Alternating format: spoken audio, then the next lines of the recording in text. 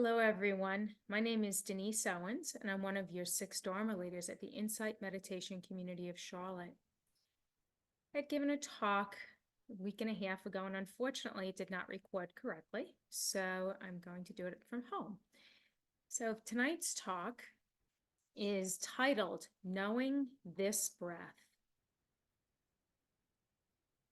The Buddha taught one thing and one thing only, suffering and the end of suffering. The two main pathways to achieve this are called samadhi and vipassana. These are Pali words, the language spoken at the time of the Buddha. In samadhi, we are developing a clear, calm, and concentrated mind. One of the most common ways to do this is through breath awareness. Vipassana is the development of wisdom or insight that hopefully will be the fruit of our samadhi. Meditation is the tool that we use to help reduce excessive stimulation and to develop mindfulness. Mindfulness is moment-to-moment awareness without judgment. We follow the breath, arising and passing, coming and going, to help us focus on just this moment. Though it seems it should be easy to just follow the breath, sticking with it, one breath to the next, to the following, can be quite a challenge. Years ago, the founder of IMCC, Joy Lybeth, shared a fabulous cartoon. And I'm going to try to show it to you here. I'm hoping it won't be too big here. But it's a picture of two dogs meditating. And it says the key to meditation is learning to stay. During our actual meditation sits, we want to know each breath just as it is, without controlling it or commanding it in any way. Dharma leader and teacher Joseph Goldstein wrote, "In delusion, we think we are following the breath, but the breath is following our desire for it to be a certain way." And I rationally understand that desired endpoint, to just let control go and let it be without effort. But do I do this? I find myself asking, how can we know what we are knowing if we don't know what we're supposed to know in the first place? How can we know what we're knowing if we don't know what we're supposed to know in the first place? How do we come to know the breath? We may sense it by feeling it, hearing it, perhaps even smelling it, and in the winter, maybe seeing it. Knowing the breath, though, is a more profound experience. I believe it would be helpful to do a little exploration of what physically happens when we breathe.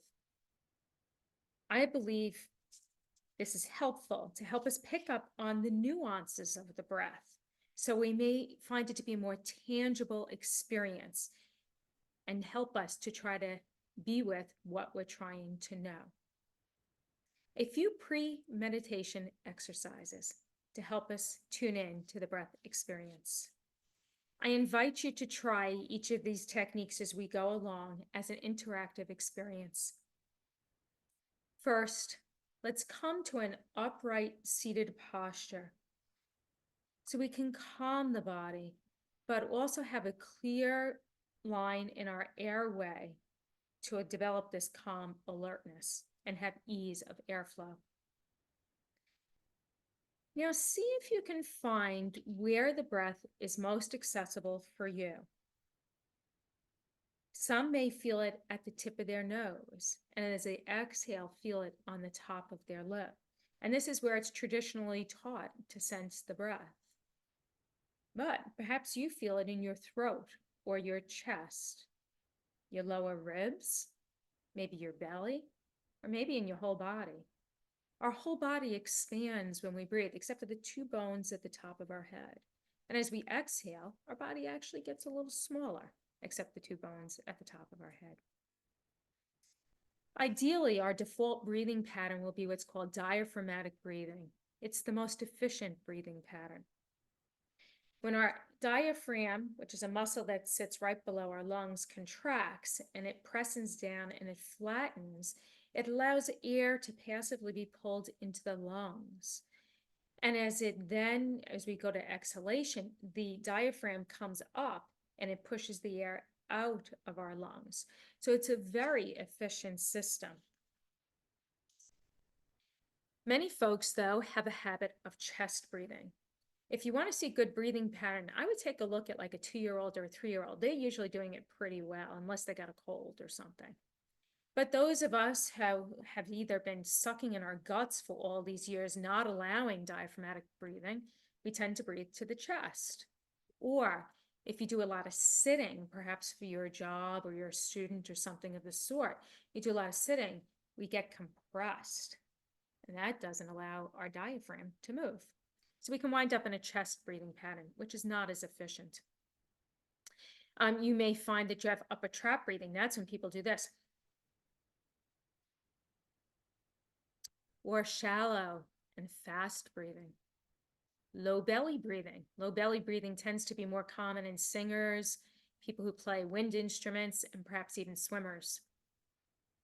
Or you may find you have asymmetrical breathing, meaning it's different from one side to the other. These patterns may be due to our posture, our habits, perhaps some restriction in our spine or in our rib cage.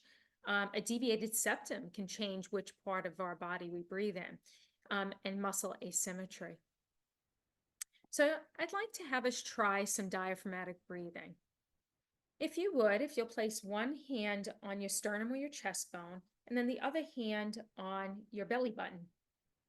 And as you breathe in, see if you can find that your belly floats forward as you breathe in. And as you exhale, hopefully it'll come back in a little bit again. And then you breathe in and the belly expands. You breathe out and the belly falls. Okay. Now, with true diaphragmatic breathing, it's not just the belly, it should be three-dimensional. So you might want to take your hands to your lower rib cage and breathe in. And as you breathe in, you should feel the lower rib cage come up and out to the side, almost like an accordion filling with air. And then as you breathe out, it should come down and in like an accordion closing.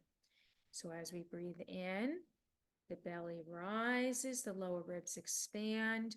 As we breathe out, the belly comes in, the lower ribs come down and in.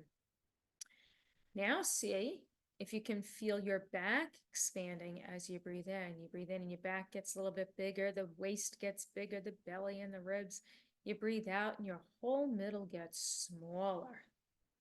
Breathing in, three-dimensional, you expand your waistband or your pants. As you breathe out, you get smaller. Now, also, the pelvic floor should expand as you breathe in. This is the soft part of your saddle that you sit on. So if you kind of move around a little bit, you can feel those sit bones on the seating surface, and it's the soft part between there. And as you breathe in, your ribs expand, your back expands, your pelvic floor expands.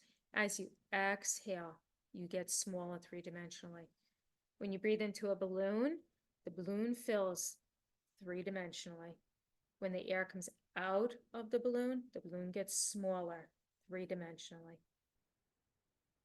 If you're having some difficulty coming away from the chest breathing, you might try feeling your feet on the ground. Really get a sense of, and you might want to close your eyes to do this, you might get a real sense of what it's like to feel like almost like you have an imprint on the ground. And then breathing in, that should bring the breath down a little bit in the body to have a different experience. Now let's play around a little bit with the breath. I'd like you to, just for a moment, consider closing your eyes for this so you can really limit the stimulation around you. But I'd like to have you rate on a 0 to 10 scale your level of alertness, stimulation at the moment, with 0 being you're snoozing and 10 being you're right with me. Okay? So close your eyes and sense, what is it for you? What's your experience as far as alertness? Now, for 3 breaths, I'd like you to try to lengthen your inhale.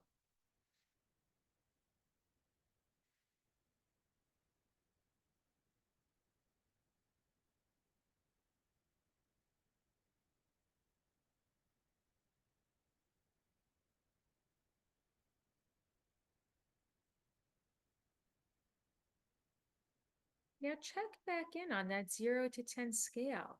What's your level of alertness now? You also may have noticed when you lengthen the inhale and you try to get more and more in, the chest does rise at that point, and that would make sense. That's filling the rest of the balloon. Let's try the opposite. Let's still use the 0 to 10, except for now we want to look at our level of restlessness and anxiety. So 0 would be that you are very, very relaxed. Again, maybe even just checked out at this point.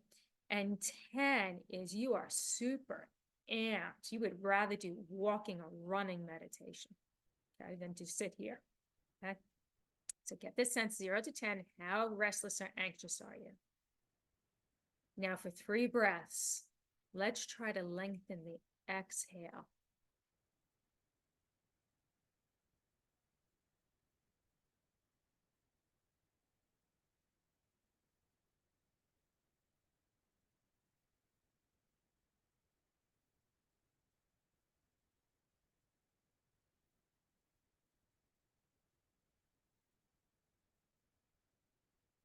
Making it slow, long, and quiet. Now rate on a 0 to 10 scale your level of restlessness. See if there's a change. Next, let's work a little bit with what's called segmental breathing. So see if you can fill the different parts of your balloon segmentally. So as you breathe in, try to see if you can sense the breath in your head, behind the nose, and in your mouth, back of your throat. And then feel the breath maybe on the upper lip coming out. As a sensation of air passing through, maybe a moisture or heat or coolness. Now try to bring the breath here to kind of the throat area.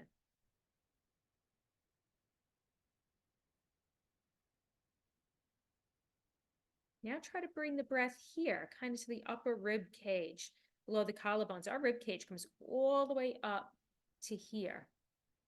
So see if you can fill in this yoke area, okay?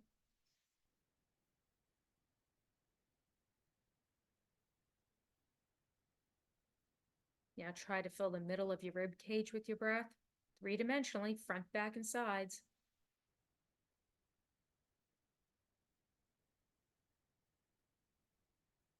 Consider taking your hands, you might have your thumbs next to your fingers, and taking them to the lower ribs here.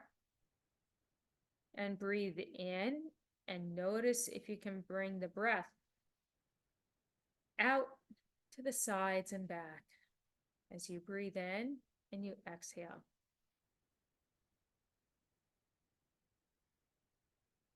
Now try to bring your breath to your lower belly and low back and breathe out, making the belly small and the low back small.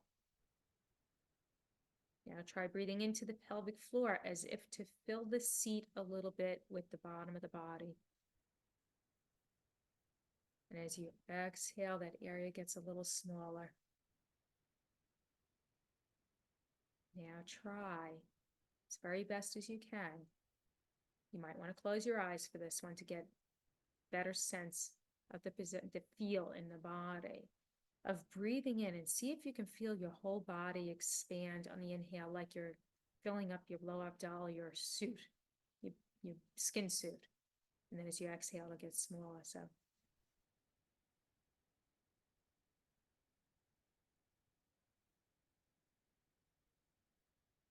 very good. If you're having difficulty feeling a particular part expanding, you might try placing a hand over that area. Let's try taking our right hand and placing it over our left upper rib cage. Now close your eyes if you'd like, Breathe in and see what you feel.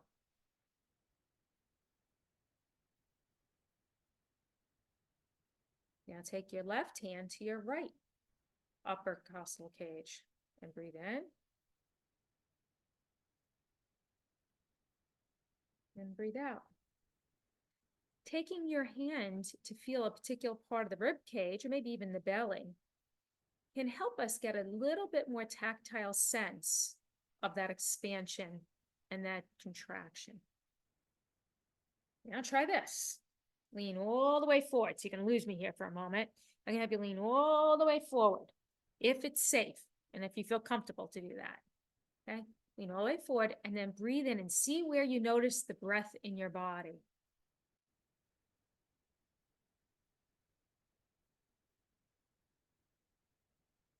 Did you feel how it expanded your back?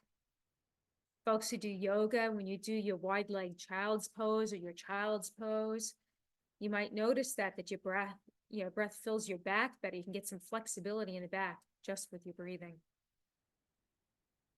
And getting in touch with our breath. You may, if you're trying to settle or concentrate, try to do some counting.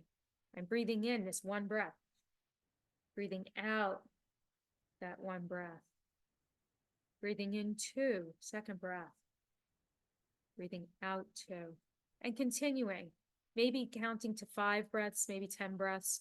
You don't want to count too high or continue with counting the whole time, because otherwise you're just counting, you're not meditating.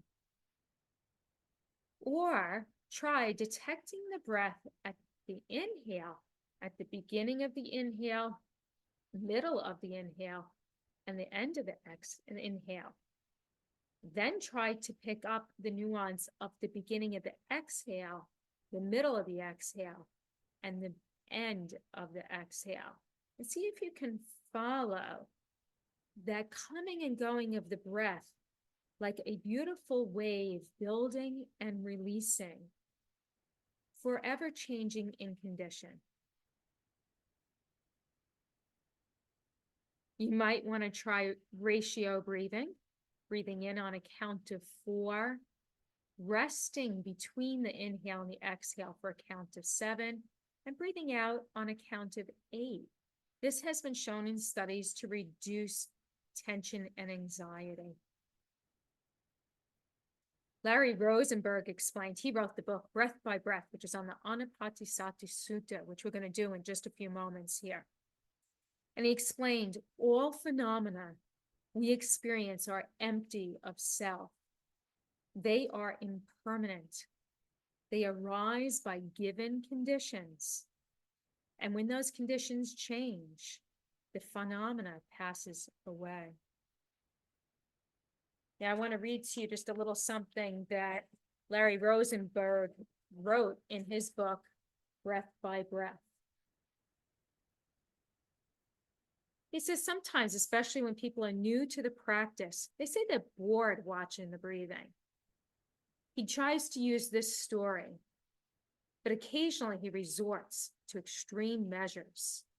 One new meditator kept asking in the interviews, the breath is so boring. Finally, I asked him if he ever heard of Brooklyn yoga. He said no. I told him to close his mouth tight and to close off both nostrils with his fingers. We sat there for a time until finally he let go of his nose and he gasped for air. Was that boring? I said. Fun little story.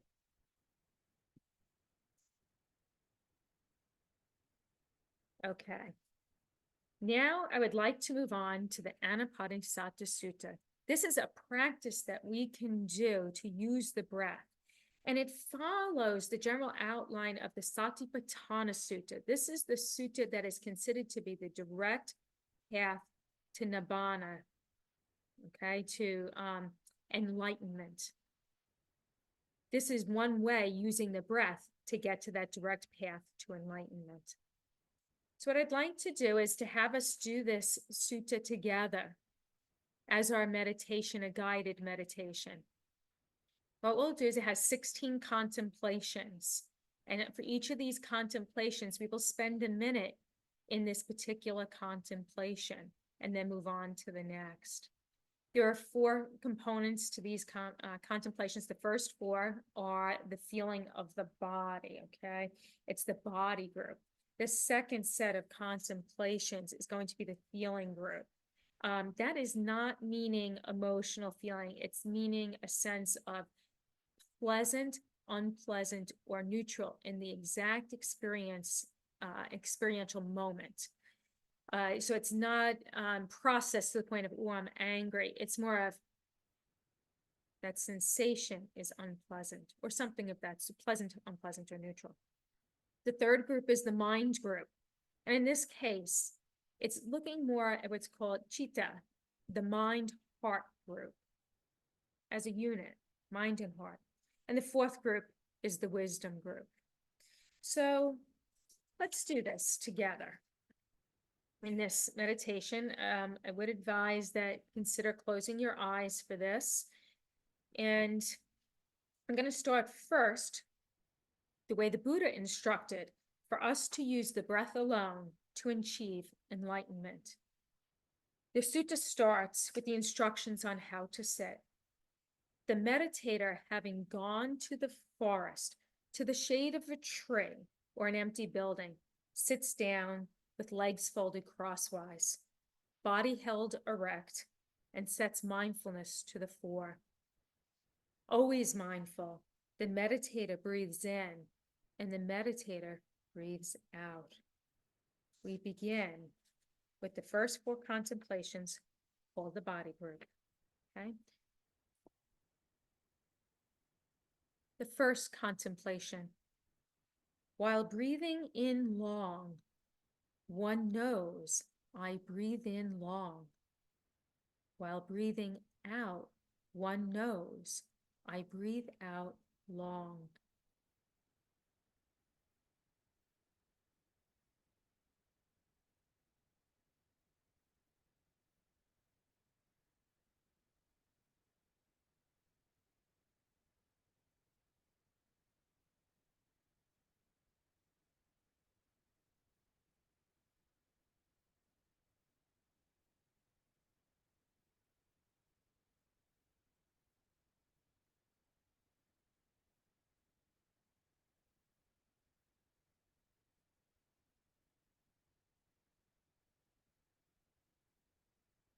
Second contemplation. One trains oneself. While breathing in short, one knows I breathe in short. While breathing out short, one knows I breathe out short.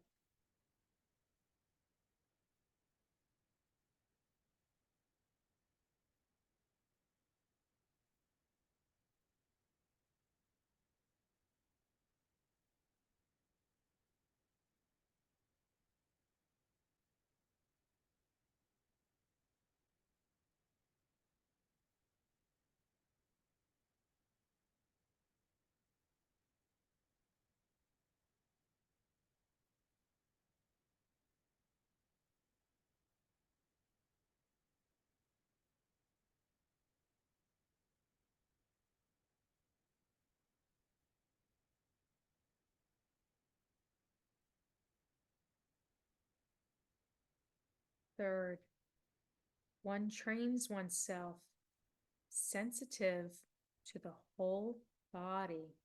I breathe in, sensitive to the whole body. I breathe out.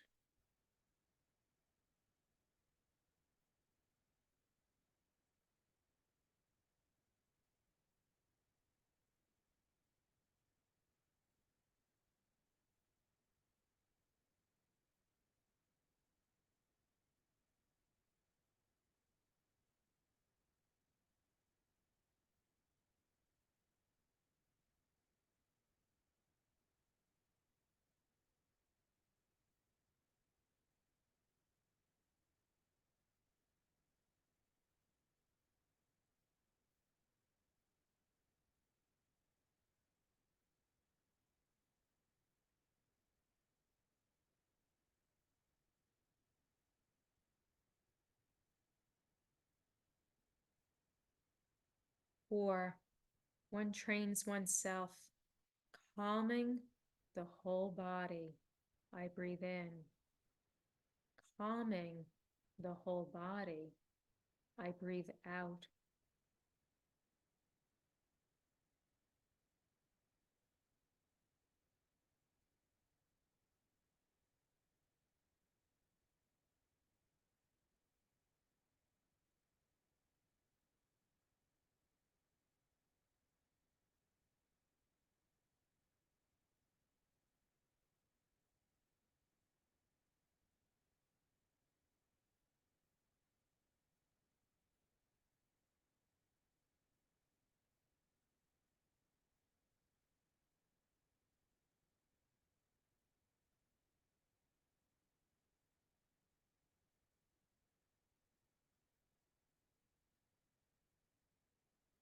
5. One trains oneself, sensitive to rapture, a delight in meditative absorption. I breathe in. Sensitive to rapture. I breathe out.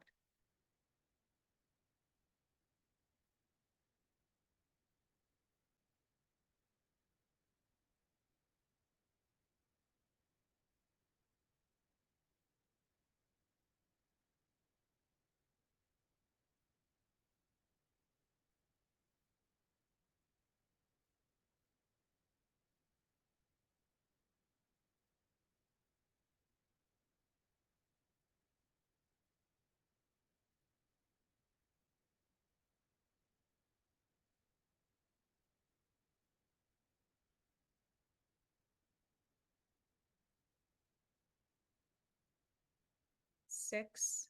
One trains oneself, sensitive to pleasure. I breathe in. Sensitive to pleasure. I breathe out.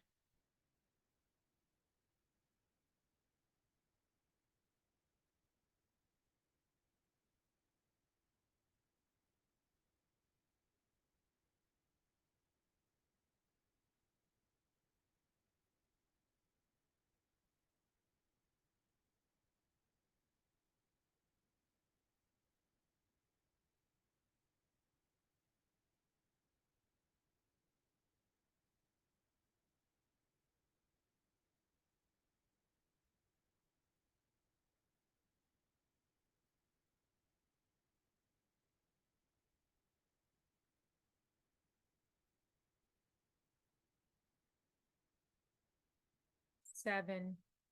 One trains oneself, sensitive to mental processes, our perceptions, or labels that the mind give our experiences. I breathe in. Sensitive to mental processes. I breathe out.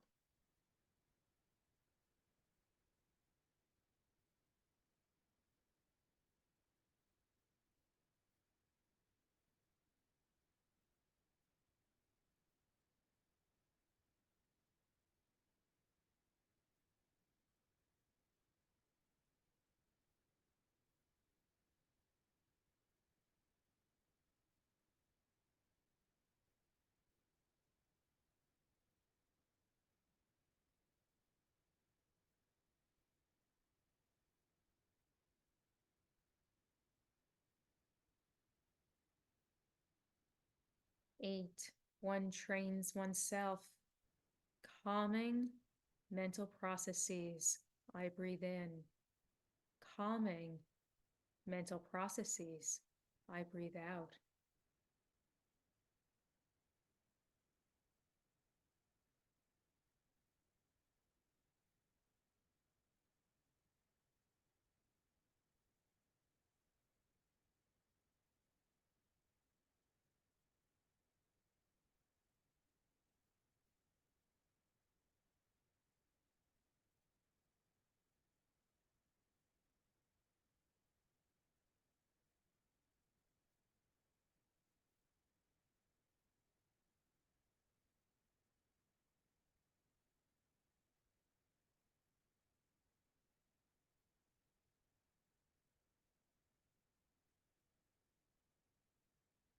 9.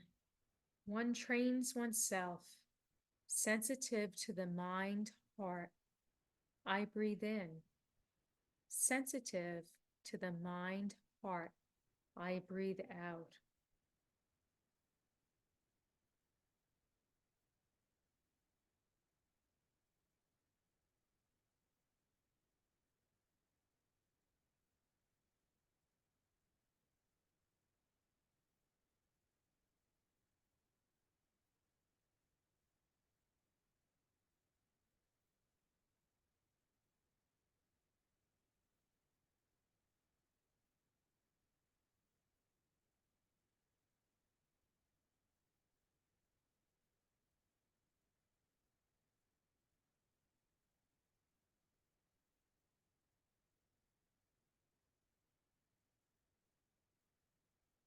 10. Gladdening with gratitude in the mind, heart. I breathe in. Gladdening the mind, heart. I breathe out.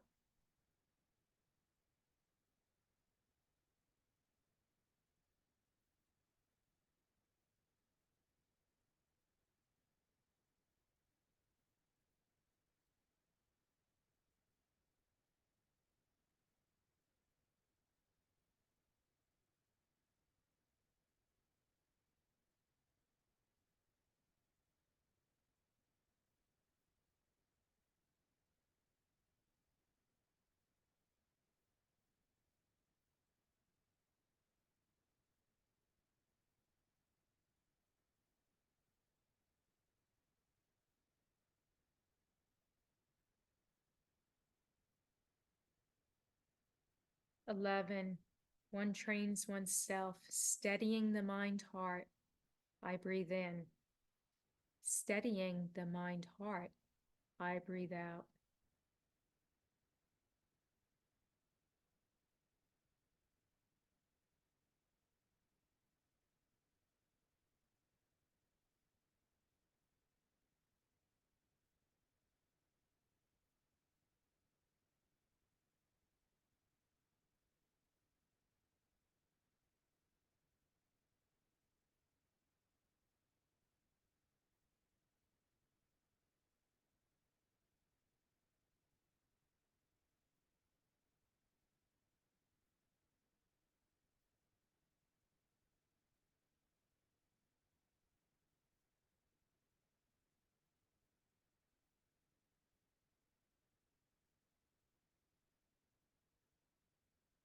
12. One trains oneself, liberating the mind, heart. I breathe in. Liberating the mind, heart. I breathe out.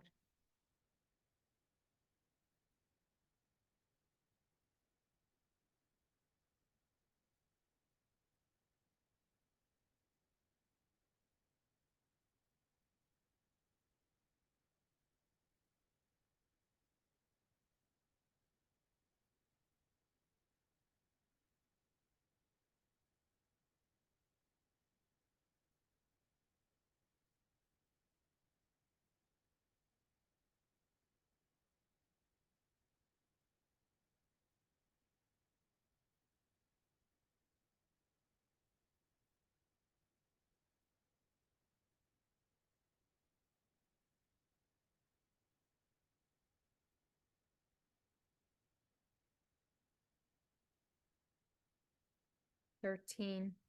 One trains oneself, focusing on impermanence. I breathe in. Focusing on impermanence.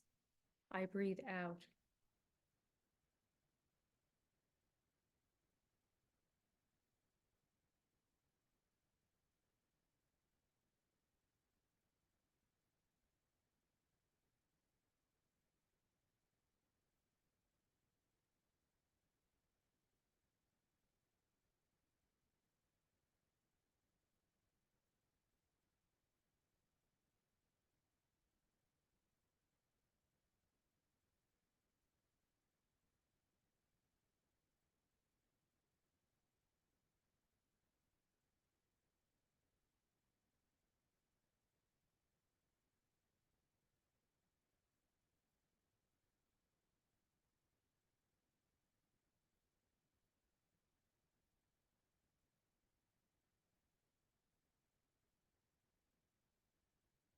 14, one trains oneself, focusing on fading away.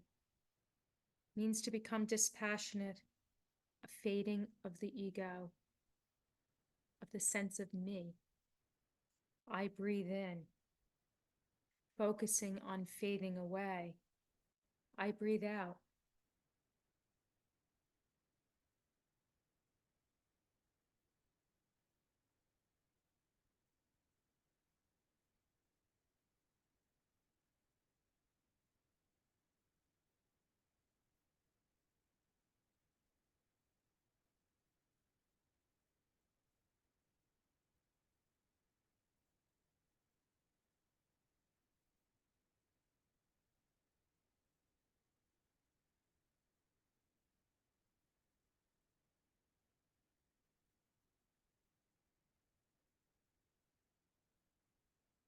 Fifteen, one trains oneself, focusing on cessation.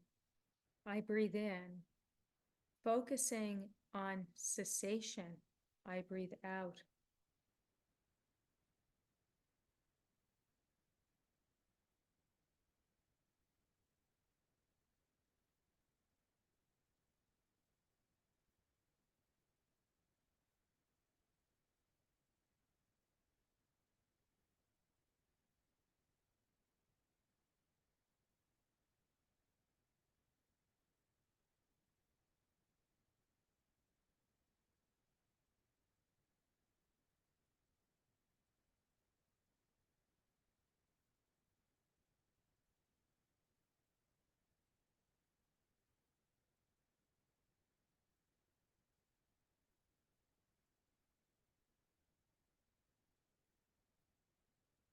Sixteen, one trains oneself, focusing on relinquishment.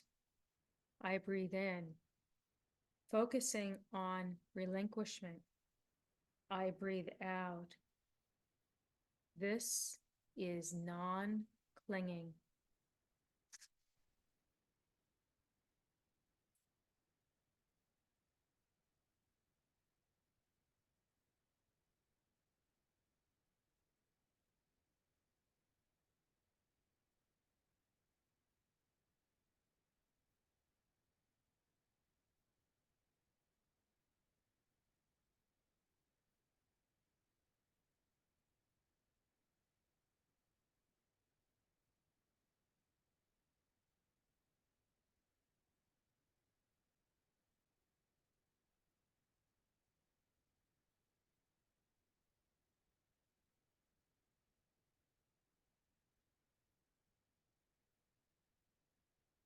The breath is free, and focusing on the breath can set us free.